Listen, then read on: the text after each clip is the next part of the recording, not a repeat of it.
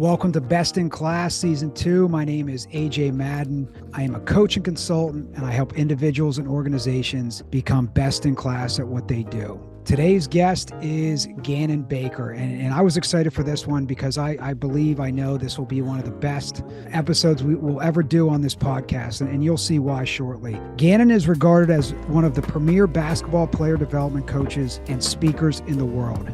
He pioneered the business in 2001 and has been doing it ever since. He has a master's degree in kinesiology and was a professional basketball player in Iceland. Ganon worked for Nike Player Development for 13 years. He is also a national keynote speaker and author. Ganon has trained over 300 professional players from the WNBA and NBA, including 24 Hall of Famers and world champions. He has also coached thousands of college, high school, and middle school level players. Ganon has trained Kobe Bryant, LeBron James, Kevin Durant, Chris Paul, Grant Hill, Vince Carter, Maya Moore, Lindsay Whalen, and thousands of others. He brings an unmatched passion and knowledge of the game to his workouts. Ganon has coached and spoke in 48 states, 52 countries, and 6 continents. He has written and produced over 55 best-selling instructional videos and now provides keynote speeches on a variety of topics all over the world. Ganon is married to MJ, who is a very successful coach herself and is the proud father of KK, Kalel, and ESPN. Ganon Baker, welcome to Best in Class, sir. Hey, Jay, after listening to that, man, I'm tired. I can't believe I did all that, or I must be old getting up there. So thanks for having me. It's great to be on. Well, I enjoyed reading the resume. I love reading it every time. It's very unique. It's second to none. I mean, you're one of the best in the world at what you do. Love the t-shirt. You also have one of the best t-shirt games of anybody I know. It's always something uplifting. Anytime that you can bring a positive light or spirit to people, I always try to wear t-shirts that spark curiosity or spark joy to people, or a conversation, because you never know what you can learn from people, and we were made to socialize and celebrate each other. So this one here is one of my favorites. Apropos, we're talking about greatness today. Well, why not bring up Muhammad Ali? It kind of got me thinking about greatness and how to teach it, because he would always talk about, I'm gonna show you how great I am. Well, if you don't show people your greatness and teach them your greatness, then you're arrogant. But if you teach people and share and try to transfer your greatness, to me, that's confidence, that's conviction. And so that's not even part of the lesson today, but heck yeah, man, Muhammad Ali was a great hero for all of us. I love it. Well, your t-shirt game is always inspiring to me. I can speak personally, and it's also inspired me to do the same and try to have some positive messages on shirts and to do the same. So it's definitely a positive light in the world. Before you even talks, there's positive energy going on with the shirt game. Hey Jay, let me interrupt you real quick. I would tell people out there that are listening on the sound of our voice, don't shy away from your resume. Don't be shy about your success, because it does impact people. People have to get the right perception of you if they ever want to have the real reception from you, meaning they have to know who you are in order to understand your message. And I look at my resume. I mean, at first I'm like, all right, okay, it's not that important. Well, it is important. Why? Because it's the fruit of my labor. It's the proof of concept and the evidence that what I'm teaching as a leader is not fluff. It's a foundation to let you know, hey, look, this works because here are my wins. Here's my win and loss column.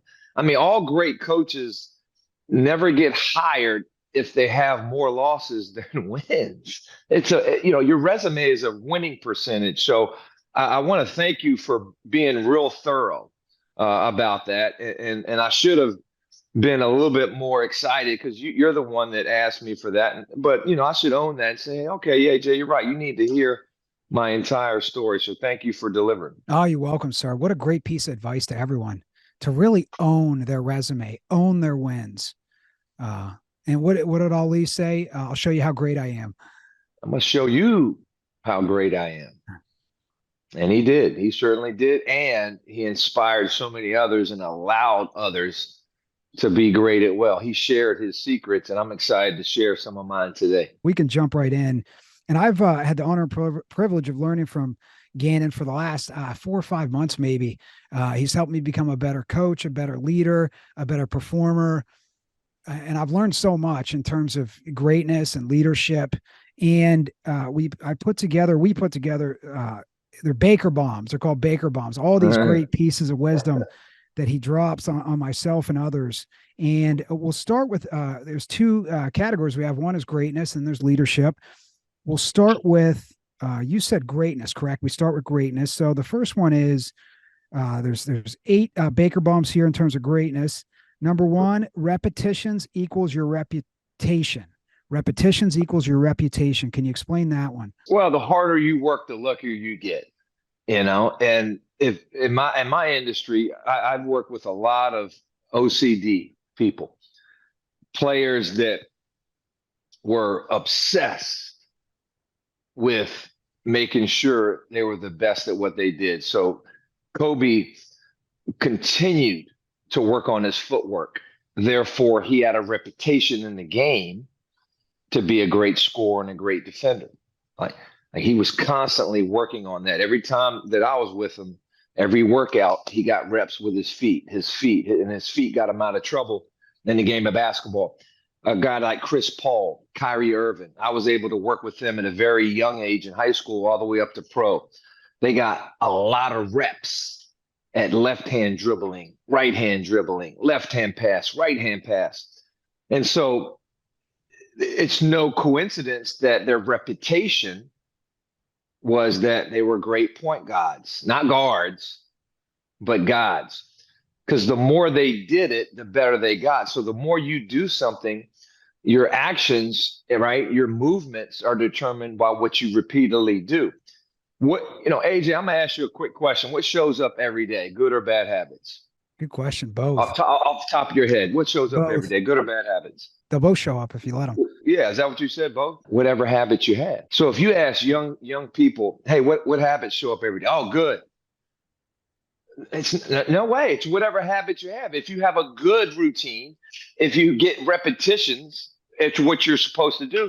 That's what's going to show up. But whatever you struggle at, just go get repetitions at it. Because if you have a reputation of being selfish, then you probably have selfish behavior throughout the day. If you have repetitions of being angry, well, you put yourself in those moments every day to let the anger come out. So that is one lesson that I've learned from myself as a leader and watching these Hall of Famers. Ray Allen, I've had a chance to work with him. Why is he a great shooter? Because he works at it. Your repetitions determine your reputation. 2, greatness always has a routine. No matter what. Man, how he makes it look so effortless. Yeah, because he works at it. He's been doing it for 5, 6, 7 years. I read one time, I forget what book, it takes about 10,000 tries to really learn something, over 1,000,000 times never to forget. It's because the great players are able to get into a routine every day to work at it. Now, part of the routine is, you know what? They limit distractions. Part of a routine is no matter what, they get their workout in, they get their good meal in, they get their recovery in, they get their study of film session in. I don't know what industry you're in, whether it's police, lawyer, CEO, teacher, but if you want to be great at it, what's a great teacher do during the day? What does a great policeman have to do to be sharp at their job? For athletes, it's you got to get your work in through pain, through fatigue, through boredom, through doubt, through overconfidence, through underconfidence, through pain, right? So it's a great routine equals great results. A poor routine equals poor results. And so I'm thinking, if you know the routine is the bridge to your success, why would you skip it? Why would you skip a step? Why would you cheat on that meal? Why would you cheat on that last rep? Why would you, if you want to be great for this organization, why would you just come to work right on time and leave early? If we get into a routine of excellence, it's amazing how greatness shows up from day to day. And in all the workouts I've done with these Hall of Famers, man, all of them had a holistic routine. That means physically, mentally, emotionally, spiritually, socially. 70% of professional athletes go broke after 4 or 5 years. The great ones had a routine financially. Number 3, you could be comfortable or you could be great, but you can't be both. Basically, the process of winning is very uncomfortable. I've won a state championship and almost back to back in high school. I got offered 31 Division I and Division II scholarships to be 6 foot and white, and to get a Division I scholarship means you got a 0.001% chance of doing it. I've been able to run a successful small business for 24 years. 80% of small businesses fail within 6 to 9 months. My point is, I've won. I'm continuing to win, but it didn't come without a price. I got bullied. I didn't play a lot when I first started. I didn't play a lot my junior year. I almost transferred. I had my family ask me to transfer. I got criticized. I got laughed at. I sacrificed a lot of social. That's very uncomfortable. I had to change my body. So I did drills. I went through pain. I had 7 broken bones in my feet during 10 years of playing. I broke my foot 7 times. So the point is, to go through winning means you got to get uncomfortable. To go through the success of business means you have to sacrifice social. You have to sacrifice personal well-being at times. You have to sacrifice family time. You have to sacrifice what you believe for the cause of the team at the moment. So my point is, if you want to be great, you got to embrace pain, because when uncomfortable times come, when hard times come, you're building up that pain tolerance, right? And it's that comfort part that when you do it, it makes it great. Quick example, George Foreman's story. Make a long story short, lost all his money. He had to go out and learn how to fight again at the age of 43. So he's out of shape. His body is stiff. He had to go through some tremendous pain and uncomfortableness to get where he needed to be for greatness. He ended up fighting Vander Holyfield, right, on HBO. He lasted the whole 15 rounds. He was bloodied up. He was blistered. Tremendous pain, tremendous uncomfortableness. But the next day, he went to the bank and collected a $15 million check. So my point is, you can be comfortable or you can be great, but you can't be both. And in between is the ability to, all right, you want to be great? You got to embrace pain, because the great ones' pain tolerance is at another level than the rest of us. Great question. Good lesson. Thank you for letting me speak. It's one of my favorite Baker bombs of all. The great ones are attracted to the basics. This is number 4. They make the elementary look extraordinary. I've had a chance to train St. John's. I've met a guy named Chris Mullen. And Chris Mullen said something very, very impactful to me. He said, learn the right way. Go through the hard, go through the uncomfortable, learn the basics, learn how to do something from its foundation the right way. Once you do, the rest of your life is easy. I said, what do you mean? He's like, well, with shooting, I'm a Hall of Famer. I was one of the greatest shooters of all time. And I shot thousands of shots a day. I was like, why thousands? Why not 500? Because I didn't have the right shooting form.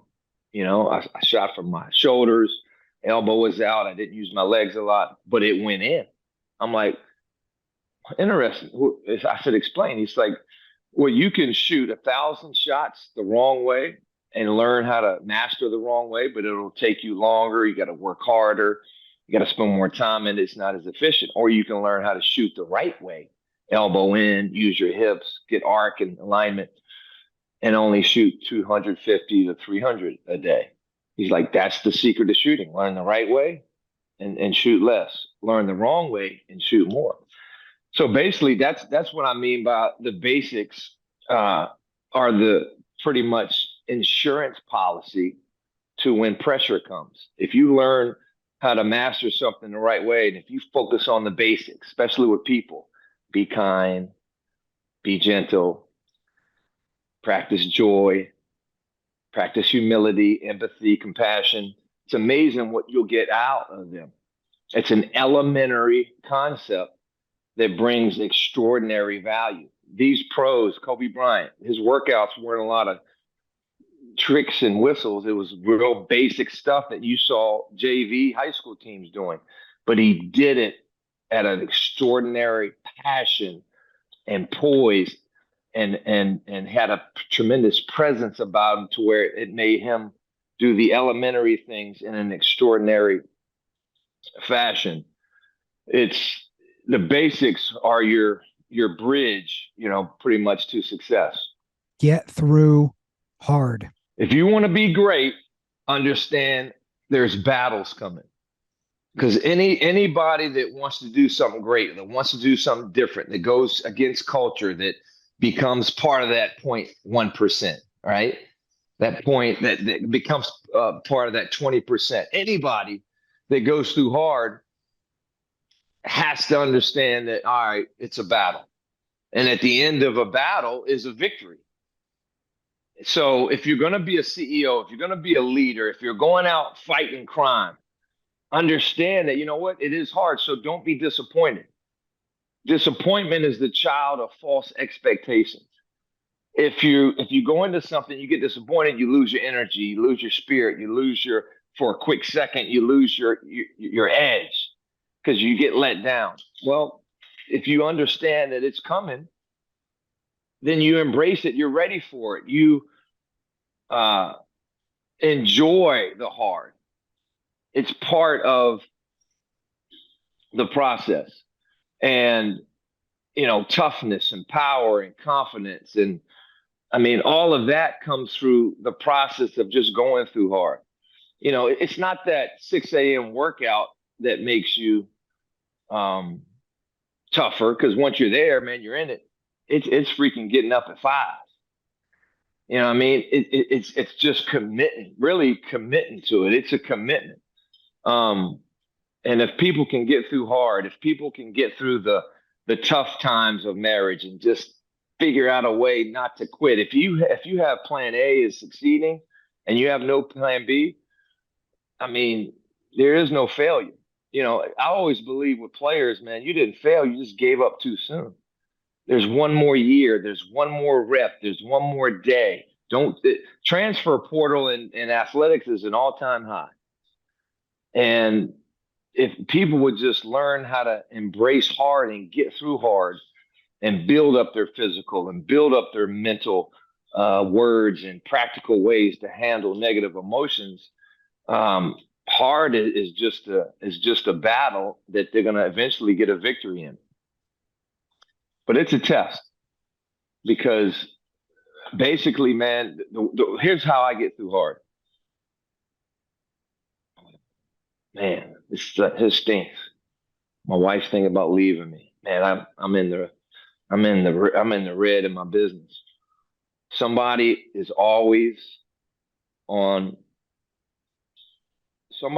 is always dealing with a harder hard. Somebody else in another country, in another marriage, in another business is dealing with something that's way worse than me. You know what? I'm in the red, but I'm not bankrupt. You know what? My wife is thinking about leaving me, but she's still here. She hasn't signed them papers yet. Like, there's always a can do, another, it's the hope curve. AJ, hope curve is always high. There's always, hey, let me try this solution. There's always another solution to try. There's always another solution to try again. But to me, if you can think of, hey, I'm not dead, I'm not done, Somebody else has it worse. What do I have to complain about? Let's go compete. I always tell players, look, don't complain, compete. Man, my left hand hurts. Yeah, but use your right. Man, I'm tired. Okay, well, let's learn how to save your energy and play more efficiently. Man, I'm not playing. All right, you're not playing, but you can be a great teammate. But I think ultimately we have the control of how we attack hard, and it starts in our mind. I want to circle back. We forgot a lesson. The great ones are curious. The weak ones are judgmental. I think we skipped that one. We skipped that one. That was we did skip a step. Thanks for catching that one. And that's an important one. It's one of my favorite ones as well. Unbeknownst to me, up to my first pro athlete, I'm thinking, man, these guys know it all. These guys are pompous. What can I teach them? Who am I? I never played in the NBA. I got cut from the Denver Nuggets. You know what I mean? These guys are more popular than me, got more paychecks than me, have a bigger position in society than me. All this inferior thinking. And this lesson came from hanging around them. They were curious, not judgmental. They gave me 8 minutes, 8 seconds. They wanted to feel my spirit. They wanted to see what was inside my mind. They recognized, right, value and greatness in me. And so they asked questions. They weren't judgmental. They were curious. And when you're curious, now you unlock the secrets within yourself, and you really help fulfill and battle that kryptonite. So Kobe would ask me questions. Maya Moore would ask me questions. When they disagreed, they didn't judge me at first. I call it the F you, educate you rule. And I use this too. Well, if you're going to doubt me, no problem. I'll respect you, but you got 2 minutes to educate me. Well, what do you mean, coach? Well, you're telling me I'm wrong at this particular situation. Cool. Express yourself. Let me see if you have that professional little parlay, right, in your communication. So that's what I used as a coach. If somebody disagreed, well, what do you think? Well, how so? What do you see? And now, instead of fighting with each other, now we're sharpening each other like iron. Martin Luther King always said, don't fight violence or hatred, right, with more violence and anger. Fight hatred or disagreement with education. Education is the quickest way out of poverty. That could be another lesson. But if you're a great leader, right, and you want to be great, you got to be curious. If somebody teaches you something, or in athletics, when somebody beats us, we don't hate the other team. We respect them. We go over to them somehow. We find out, hey, how did y'all beat us by 20? How is your defense so good? Man, your vertical leap is amazing. Can you teach me that? How did you become such a great shooter? And so in workouts, I can shoot threes left-handed, right-handed. I can dribble the ball at the speed of sound. I can jump rope as good as Muhammad Ali. I can do push-ups, AJ, no lie. I can do push-ups on four balls. Ball on my right, left, ball on my right foot, left foot. And so these pros, well, young kids are, that's tricky. I hope you fall. Young kids hate on you. Professionals want to be educated, but they're curious. And to me, that's a sign of greatness. That's a sign of a great leader. If you want to get to the next level, then be curious about why your employees act like this, or why this guy acts like this. If they're acting in a negative way, find out the why behind it, and let's help them to become positive. If they inspire you and they're doing great things that you'd like to add into your life or your game, ask them how they did it. And there's a sign, there's a chip and a virtue, AJ, of humility that comes with that too, because that's tough for some alphas to be curious and not judgmental of their weaknesses, or going to people that are somewhat better at them at certain things. But the great ones are curious. They're not judgmental. Well, so much gold there. So much we can apply into our work, our life, our leadership. Doesn't matter what career you're in, what your background is, how old you are. The great ones are curious. Number 6, greatness figures it out. FIO, baby. And if you're dealing with somebody with anger issues, they might tell you the FFIO. Freaking figure it out. and this is more for players, for subordinates, for employees. Young people do what they're told, and that's it. People that are mediocre, going through the motions, they do what they're told. Well, again, isn't that what you're supposed to do? Yes, that's average. That's mediocrity. You're supposed to go above and beyond, and I'm gonna show you how great I am. How great can you be? Let's raise the ceiling, baby. Let's raise the bar. But the great ones have a feel. Professionals are autonomous. They're not robotic. Right? They do what they're told. They figure it out. Now they add some authenticity. They add creativity. They don't have to be told anymore. They do it on their own. For example, you got a guy like Terry Rozier. First couple of days, he gets to the gym after me. He figures out the lay of the land, the landscape. Then he was like, "Hey, coach, I want to come in early. What's the code to the gym?" Give him the code to the gym. Now he's getting there early. Now he's warming up on his own. Now he's going through his routine that I showed him and beyond. Professionals are autonomous. They're self-governing. They're independent. They think of the solutions that drives the leader's stress. So if you're working for a principal or a leader or a boss, figure out what they need and give it to them before they ask you. You have a problem. Don't go to them with problems. You figure out the solution, handle it, and then now you go show and tell, because they might give you a raise or they might give you some praise. But so many people that work for others go to the leader with problems, which adds even more stress to the leader. And I'm telling you, in my experience, being around Nike, being around the NBA, being around a Lebron, being around a Kevin Durant, like captains of organizations, billion-dollar organizations, they figure it out on their own. They have a feel to where the head coach, the leader, the boss says, "Well done, my good and faithful servant. Well done." And to me, it's hard to teach, but it's an emphasis. You can use certain examples to empower your employees and your followers to start creatively thinking for themselves. When I teach players, especially young players, I don't give them all the answers. I give them some structure, and then they got to figure it out on the fly. They got to celebrate and communicate with their teammates. They use their teammates to figure out the solution instead of using the head coach. Because we always say this in our industry, AJ, coaches win games. Players win championships, right? Coaches can make players good. Players make themselves great. And you can say the same thing in corporate America,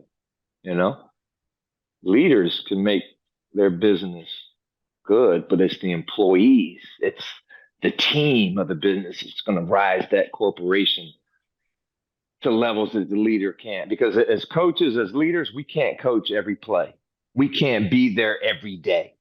We got to show you the way, and then you got to have a feel to figure it out.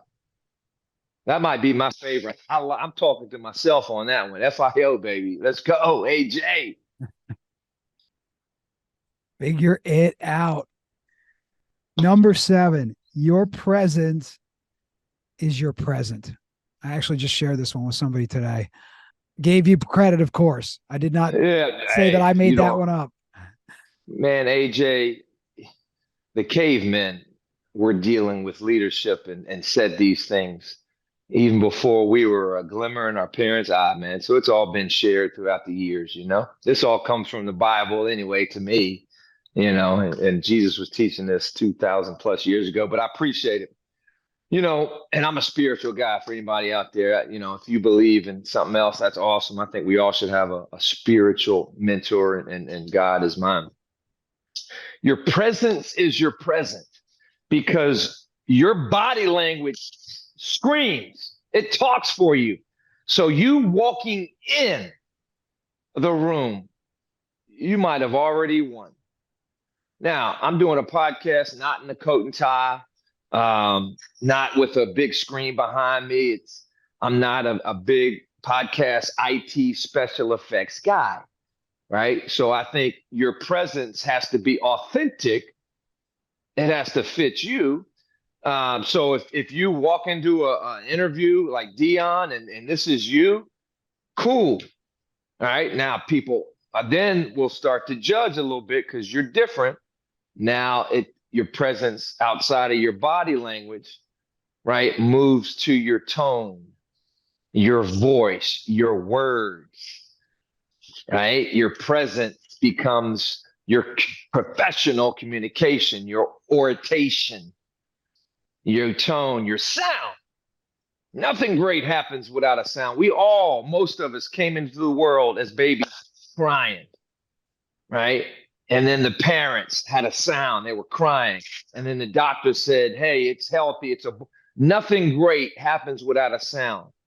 And so you got to understand your presence is your physical, your presence is your emotional, and how you transfer those words of positive joy, of discipline. I always say this: let your presence break habits, not hearts. Because we, as a responsibility as a leader, have everything to do with our tone.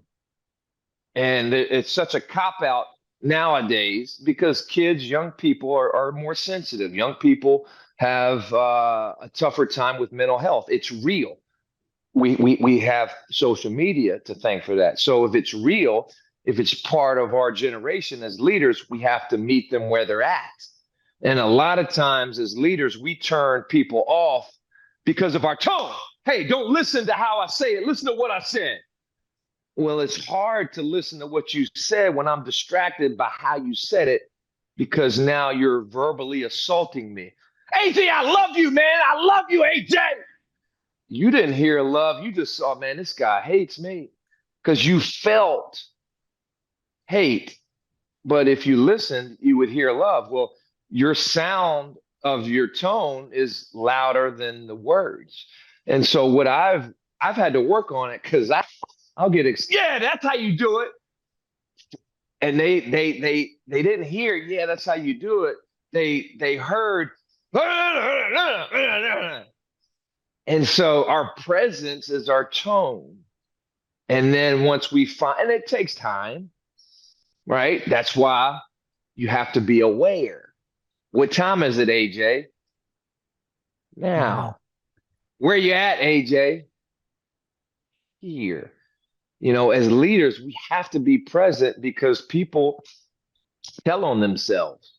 What do I teach? What do I lead? Read the room. If you're well versed, if you're present, if you haven't gotten a lot of reps, people will tell you where they are and what they feel. Yes, a few people will deceive us, but we have to be aware and notice, all right, here's how I need to talk to this person. Here's how I need to create my tone to this person. With this person, I don't even say nothing. It's a look. With this person, it's questions. Hey, with this person, it's my presence has to be hugs and touch and humor and sarcasm. With this person, man, no sarcasm. Let's get to the point. I mean, AJ, I had to be totally different leader in front of Kobe than LeBron. LeBron wanted to talk social, issues and music, and it was fun. It was bubbly. It was awesome. Kobe was a killer. And again, what I got to do? I don't want. Okay, whatever. What I got to do? I don't want to hear about that now. Yeah. Again, let's get this. It was not funny to him. He was all business. You know what I mean? Chris Paul was different than Kyrie. So, as a leader, your presence is not the only thing. It's everything. And if you can master it, it's a beautiful present to help transfer what you want to the people and to open up the gifts of their talents to make the organization special. Great one. That might be that might be my best one too. I don't know, man. I like that one. But again, man, any lesson that we want to transfer, it's your talk, it's your energy, it's your personality, it's your health, it's your skills. Like all of that is your presence. And that can be talked about in every lesson. Like, work on that, embrace that, use that authenticity to bring out greatness in others. That's how you teach it. I can see why that's maybe your favorite one. I think about communication in any relationship, and I believe it's 95% the energy we bring and 5% the words that we Yes. use. So I understand why it's your favorite. It's how you show up, the energy, and how do I define energy? Presence, positivity, and posture, meaning showing up fully present, like you're talking about here, showing up with positivity, and showing up with posture, with confidence. And that's 95% of your communication. When you're bringing those good things, those gifts to others, like you describe, with presence and energy and all of this, I really do believe it's a gift. And it's 95% what's received by others. The 5%, like you said, which you explained beautifully, and I don't want to explain anymore because you nailed it. That's the 5% is your words. Number 8, the greats grow. They have a growth mindset. What a great one to have as number 8 out of our 8 Baker bombs on greatness. I've been around some great leaders and coaches. A guy named George Ravlin was the president of Nike basketball. Phil Knight, obviously, great book, Shoe Dog. Been able to sit in board meetings with them. And Eric Spoelstra, Brendan Sir, Eric Spoelstra, world champion coach for Miami Heat currently, Brendan Sir, Chuck Daly's number 1 assistant, co-op head coach for the Detroit Pistons, Bad Boys. So I was able to spend a lot of time with him. Tim Grover, who's, I think, one of the 1 or number 2 top speakers in the world. Came out with a bestseller, Relentless. I've been able to spend time with him. A Kobe Bryant, Kevin Eastman, assistant coach Doc Rivers, the Celtics. I was offered a job with them, and I'm only laying the foundation of the greats because all of them are Hall of Famers. So they're the best at what they do. I'm 51. I've been playing this game since I was 8. I've been coaching this game since I was 18. And today, February 27th, still fired up about learning. I'm 51, as I told you on the podcast before we went over. I got so much more to learn. Like, that is a superpower, man.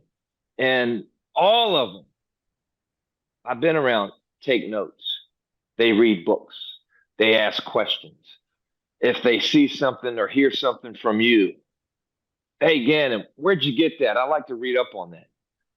Like, they're on planes. They're not watching Netflix. They're reading. They're driving a couple hours here, 30 minutes here. They could be listening to the Rolling Stones, but I guarantee you the free time they have, they're filling up their mind. They listen to podcasts. They have a journal. They dive into this, man. And they don't just like it, they live it. They don't just get information. They have application. They apply it to their life. To me, that's growth. Growth is something you can see. You can see a plant grow. You can see mold grow. I live here in Florida, so we got a lot of that. You can see the kids. I got 3 kids. I see them grow. Your game, hey, you made 3 out of 10, AJ, last week. Now, today, you made 8 out of 10. That's growth. You can measure. And so when I say the greats grow, they have a growth mindset, meaning they're always looking to learn. Maybe it's not a new thing, but it's a new way to say it. It's a new way to deliver it. The world is constantly changing. AJ, as leaders, we got to learn how to adapt to A, B, C, D, E. I can't even mention all the generations, Y, Z, X. There's so many different learners out there, and it's a beautiful thing. I love humans. But we have to learn how to lead them. And so Tony Robbins, when he spoke an hour, and the only thing I got out of his podcast was there was tremendous research done on growth and learning and the human body, the human emotions, the heart, if you will. Once we grow and learn something, that leads us to joy. And joy is basically eternal happiness that's not external, but it's internal. Like there's something about our endorphins, right? The ecstasy we feel when we learn something. It's hard to learn, AJ. It's hard. It takes time and commitment and uncomfortableness and pain. It's easy not to learn. Just be you. Just be human nature. Just allow your human nature to take it. It's easy not to learn. But when you learn, man, it's addictive. Learning is addictive. It should be as a leader. If you're not addicted to learning as a leader, you're not a leader. No disrespect, you're not a leader. And so he said it leads to joy. And so every day it's like every week, okay, you got to ask yourself these questions. How can I get better as a human? How can I get better as a coach? Maybe it's how can I get better as a leader? Because I think we all fit under that. And that leads to how can I get better as a parent? How can I get better as a partner, a spouse, a husband? And then how can I get better for me as a child of God? Like that's it. That's my compass. That's what I read. That's what I watch. That's what I listen to. That's what I do. That's what I study. That's what I meditate on. That's what I try to memorize. Is I'm trying to be the best I can be at what I just said. And to me, that's a growth mindset. You've read the research, man. 100% of millionaires, 100% of millionaires read at least one book a week. All right. That's growth mindset. And it leads back to the greats never get bored of the basics. They don't get bored, they get better. Two things in my industry that we had to fight as athletes: boredom and fatigue. Tiredness. And the fatigue is pain. And I asked Damian Lillard, I never trained him, but I was on a FaceTime with him. He used some of my videos when he was in college, so I was humbled. And I was like, how do you get to the next level, Dame? You know, everybody's trying to get next level, next level. Basically, I was saying is how do you achieve a goal? He's like, man, you got to have a high level of intelligence, right? Competency, which is growth. You got to learn. You got to apply. You got to produce. And then he said, when you don't, you got to have a high level of grit, of toughness to get through hard, to do it again, to keep on moving forward. And that's the growth, is that it's going to be hard to learn. You just keep trying to figure it out. FIO. And so, AJ, I'm glad you put that one as number 8, because that brings it all together. Keep growing in 1 through 7. And whether you win or not, if you do 1 through 7, you're going to have 8. And 8 gets you basically joy. If one thing we could all wish for,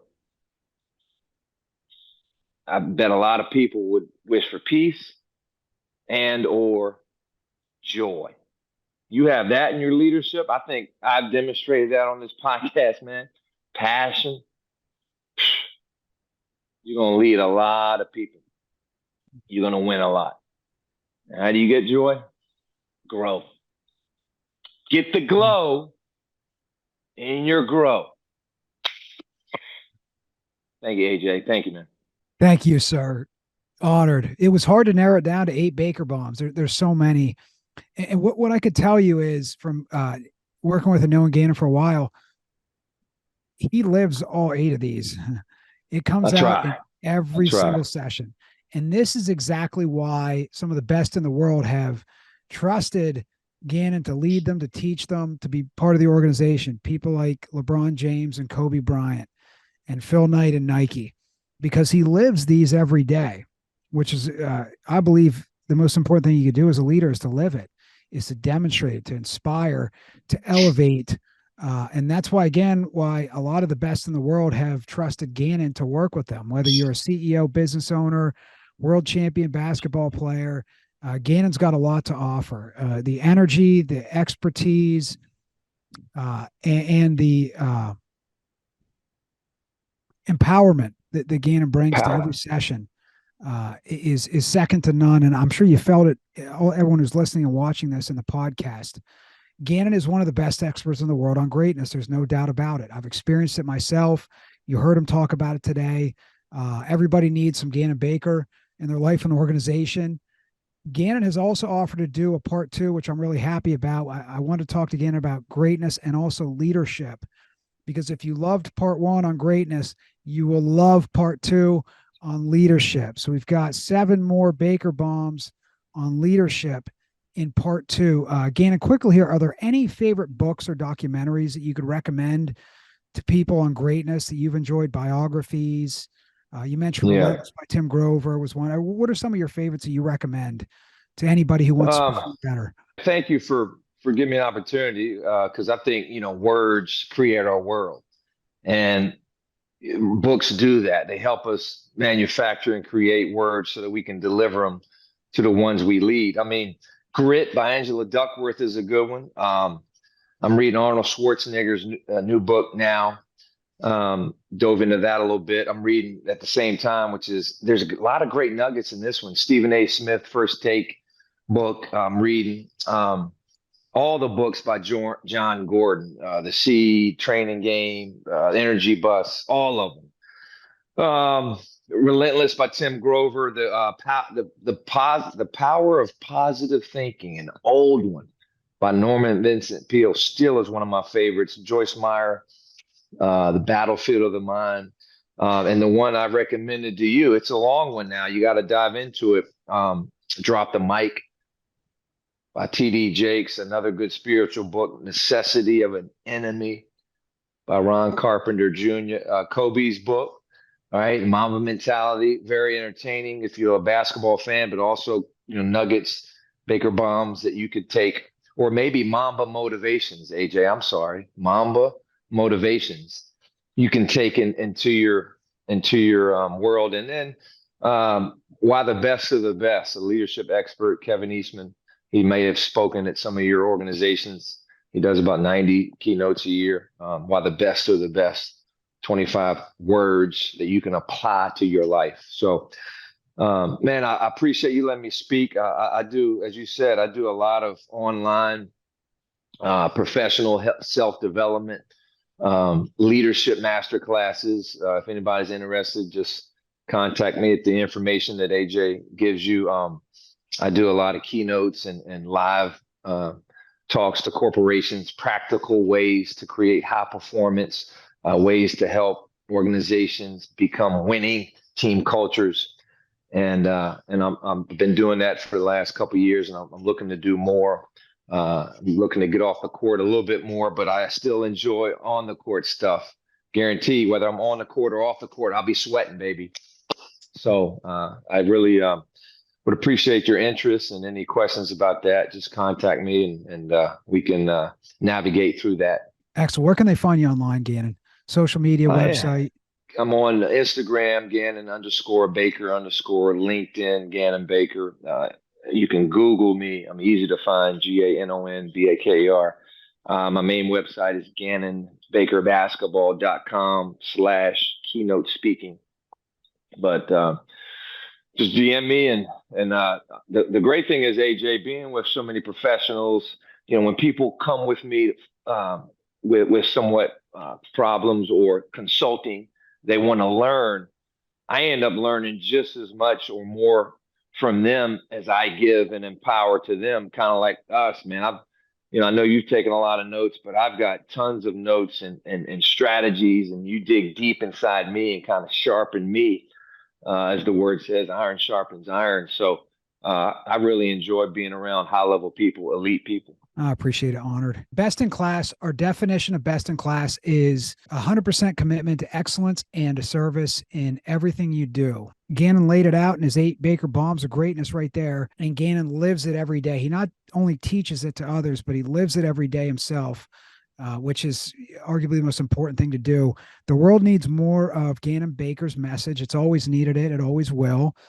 His energy as well as his message makes the world a better place.